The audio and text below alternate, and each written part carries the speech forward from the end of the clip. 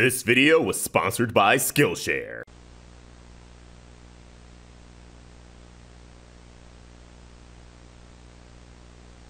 As we're days away from the premiere of Amphibia's third and final season, Disney Channel has officially released a trailer which had a draft previously shown at Lightbox Expo 2021. And man, forget what the song says. Everything's a big deal. We got Yunnan, we got Super Anne, we got a certain you-know-who possessed by a certain you-know-what. This season looks crazy and filled to the brim with action, adventure, and tons of character development. You already know the drill. We're going to break this down frame by frame for any details you may have missed. And before we dive in, please be sure to subscribe to the Roundtable with notifications on so you never miss an Amphibia video. With all that said, let's dive in.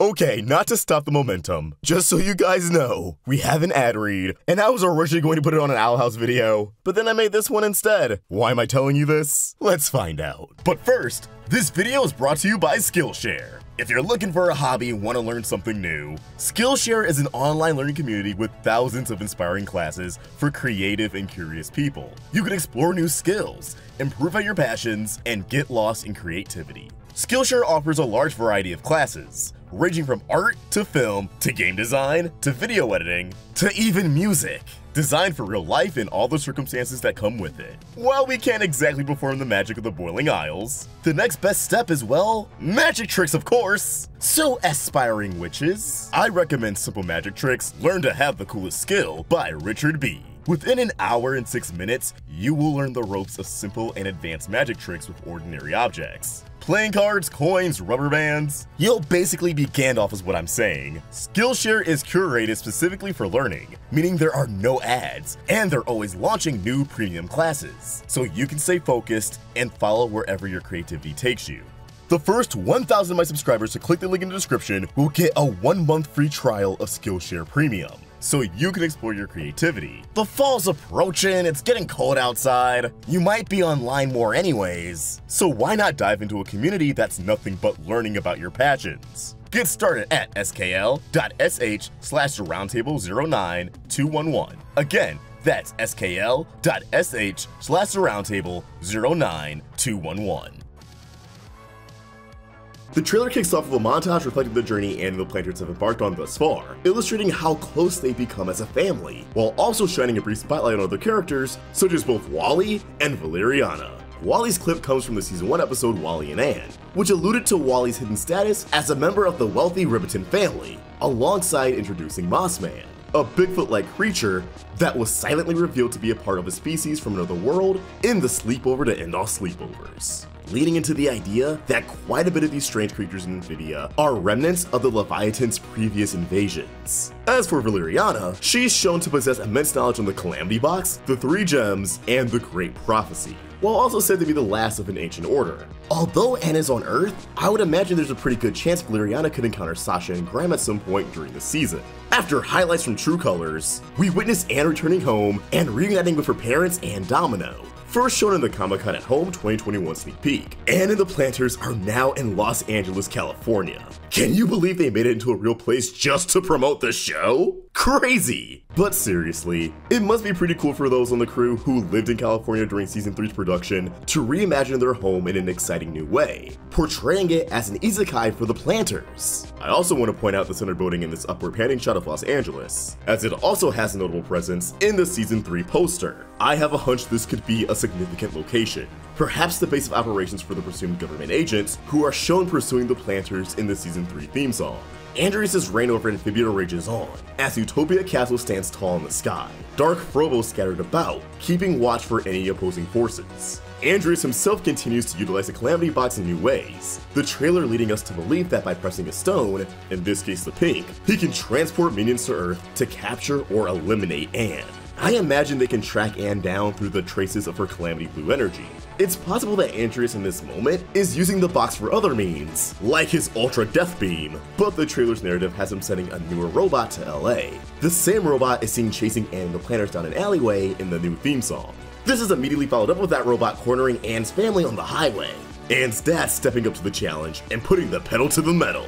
Unlike the previous scene, notice that this robot now has a tire for a shoulder pad, the ripper of a bulldozer for an arm, and a saw for a leg. It's clear this won't be the robot's first rodeo trying to capture our heroes. using the materials around it to patch itself up and continue the hunt from there. These scenes are likely from the episode Anne-sterminator. With the synopsis, a dangerous enemy finally locates Anne and the planters. It's possible the robot arrives on Earth earlier, but again, gets damaged by Anne and the planters, needing time to repair and recover before striking once more in this episode. Next up, Grime flings Sasha out of a broken window in Utopia Castle with his tongue, leaping out shortly after with Barrel's warhammer in hand. Which makes me question what happened to Sasha's dual swords, but we know she'll recover at least her pink heron sword, so perhaps the silver one will be recovered at a later time. While this could be from the half-hour season premiere, The New Normal, as a part of a possible B-plot that follows up on the aftermath of True Colors, the safer bet is the second segment of the season's second episode, titled Turning Point. With the synopsis, Sasha and Grime escape from Andreas and hide out in Wartwood, though we could see Andreas' perspective of the scene in The New Normal before switching to Sasha and Grime's POV in Turning Point. Yunnan and Olivia shippers get to rejoice, as the two are seen in what I imagine is a section of Utopia Castle, judging by the blue coral in the top right corner. Yunnan, wearing Olivia's flower in her head, illuminates the room with fire, giving greater visibility to the shrine before them, which depicts 8 amphibians in a circular formation. These amphibians are likely referring to the ancient order Valeriana is a part of. Should this be the case, chances are Yunnan and Olivia, thus the audience by extension, will learn more about the Great Prophecy and the purpose of the stones, information that they can use to assist the efforts of those who want to save Amphibia and the rest of the multiverse. Considering Yunnan and Olivia didn't have much of an arc in Season 2, and we didn't get to explore the reaction to Andreas' true colors, it's exciting to see that they won't stand for his wishes and will instead reject them. Which I imagine will backfire, as Andreas will just see this as another betrayal of friendship, and why friendships aren't worth maintaining. Now, we know these episodes are all from the first half of the season, 10 episodes or so in total, but judging by the episode descriptions we have thus far, I don't know if this is from the first 5. If any, I could see this being in The New Normal, but we'll have to wait and see. Back on Earth, Anne and Sprig are holding down the fort driving the family food truck with focused yet angered expressions on their faces. This is likely because they're going up against the government agents masquerading as some sort of ice cream truck. Assuming this is from the episode Tie Feud, which features the synopsis, Sprig tries to get rid of a food truck that's threatening the family business. Next up, Anne taps into her blue powers in a junkyard, hopping like a frog towards something off screen, likely the same robot that was hunting them down earlier. And it appears as if she'll have a few encounters with it, judging by a separate promo that's currently running on Disney Channel. We'll do a breakdown on that one later. Mr. and Mrs. Boonchoy whip out some tools, though this is one of the vaguest shots in the whole trailer. It could be part of the many efforts to fix Frobo. Either way, I love that these two are going to be fully fleshed out characters in this season that don't just support Anne and the Planters, but go as far as fighting alongside them. We don't get that too often in these kind of stories, but leave it to Amphibia to think outside the box. Jumping to a clip we can assume is from the episode Fight at the Museum, where Anne and the Planters try to rob said museum. Anne is thrown off guard after having her shoulder touched by the same museum employee who's front and center of the human spotlight in the Season 3 intro. As I speculated months ago in my breakdown of said intro, given that the Calamity box ended up in a thrift shop, and the mysterious Dr. P's journal ended up in the library, I think another plot-relevant item needs to be recovered from this museum. Thus, Anne and the Planters find an ally in this new character. Speaking of allies, Polly enters a Zoom call, or room call, with the 2 mechanic girls from the intro that I speculated would play a role in Frobo's resurrection. And this indeed appears to be the case. Their screen name is IT Gals 1. IT of course standing for Information Technology, and a reconstructed but inactive Frobo with a washing machine for a torso can be spotted behind Polly. Without a doubt, this is from the episode Fixing Frobo, which has a synopsis, Polly tries to bring Frobo back to life. Though I wonder if these girls could be introduced prior to this episode. One of the more emotional aspects of the trailer reveals itself as Sasha finds Anne's journal in the now abandoned Planter household. Sasha going as far as reading it, which is kind of an invasion of privacy, but I assume she'll discover Anne's desire to reconcile with Sasha, which will serve as another shift in Sasha's character development. Marcy's hooked up to a rejuvenation tank, that's not good, and we already know what disturbing plans Andreas has for her, but let's hold out on that for a second. I also find it interesting they went with this shot when the draft of the trailer featured one of Andreas turning toward Marcy as he presumably speaks about her. I guess they wanted a shot that's a bit more subtle in presentation. We continue the show's shift into shonen territory as Anne charges up a blue fist of fury, likely in the same junkyard scene she confronts one of Andreas' robots in.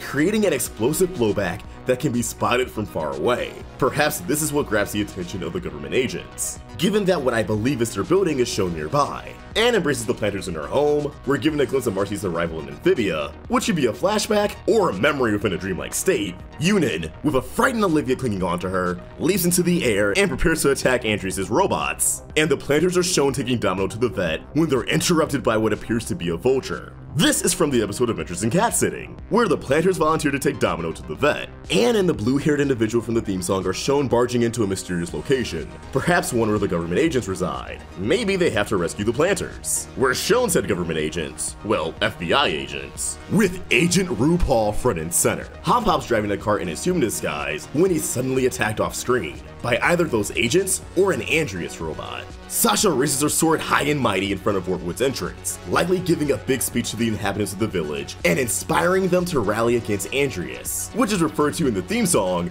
through the shot of this soon-to-be-formed rebellion. The robot hunting down Anne and the planters attacks them in the back of a supermarket, within the walk-in freezer, as the planters are turned into icicles. Given the robot's unharmed appearance, this is before it's initially damaged and repairs itself. Sprig, disguised as a vigilante, clashes with a Doc Ock-like figure in midair. Perhaps this could be the mysterious Dr. P, should they not be an amphibian. Or this could be the character voiced by Jason Ritter, if they're not one and the same. This man also has the killer robot's arm in place of his own, so he's clearly tech savvy, and this is the arm I assume the robot replaces with a Ripper. Though the comic book-like backdrop has me skeptical on if this is just a dream sequence Sprig is having. Polly attempts to kickstart Frobo to life, but I imagine it fails, given his RC car status in the Season 3 poster. Sprig is masked up and endorphic with an Earth Frog, that's just the most wholesome thing on this planet, and an unknown character is seen stopping on a car, which could be Andreas in a new outfit. Also, given the Christmas decorations, this is definitely from the holiday special, which I guess will be plot relevant. Yunnan and Olivia attempt to retrieve Marcy from Andres' clutches, and Marcy's actually conscious, although in the same armor she's in when possessed by you-know-who. But we'll put a pin in that for a second. We can briefly see a background before the scene completely fades to white, so I assume this is in Utopia Castle, and the light they're blinded by is either Andres' cannon or the activation of a Calamity portal. I assume this attempt to save Marcy will end in Andreas embracing the notion that friends aren't worth saving, and it'll turn ugly fast. Last but not least, back at the junkyard, Anne, her parents, and the planters witness what we can assume is a new fur approaching in the sky. But given Anne's state, I assume this isn't the robot she initially wrecks, but instead, something new. The trailer almost ends on a somber note, with Anne asleep next to her mom in the car. But of course, we have a bone-chilling stinger. The voice of the night trying to coerce Marcy into letting go of Anne and Sasha before the big reveal. Marcy will indeed be possessed by the night, sporting a helmet with his 10 eyes and an 11th on the chest. The helmet itself appears to be hooked up to a machine, as if his subconscious is being transferred over to hers. Whether or not this is before the presumably failed rescue mission is yet to be seen, but man oh man, I am absolutely terrified. Regardless of if Yunnan and Olivia's rescue is before or after the initial possession, as long as that glowing eye remains active on the chest plate, Marcy won't truly be free of the night's influence. And although I'm excited to see them play a bigger role, I'm really hoping that it's Anne and Sasha who liberate Marcy, at least for a final time.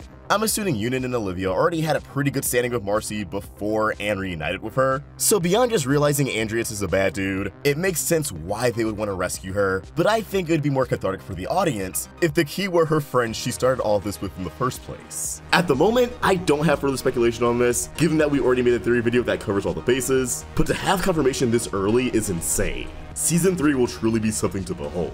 But as always, I want to know what you guys think. What are your thoughts on this trailer? Were there any details we missed? Drop your theories and observations in the comments below, and be sure to give us a follow at Roundtable Vids and OstricVox over on Twitter and Instagram. If you enjoyed this video, please remember to like and subscribe to the Roundtable for more great cartoon content. Thank you for watching, and I hope you have an awesome day. See ya!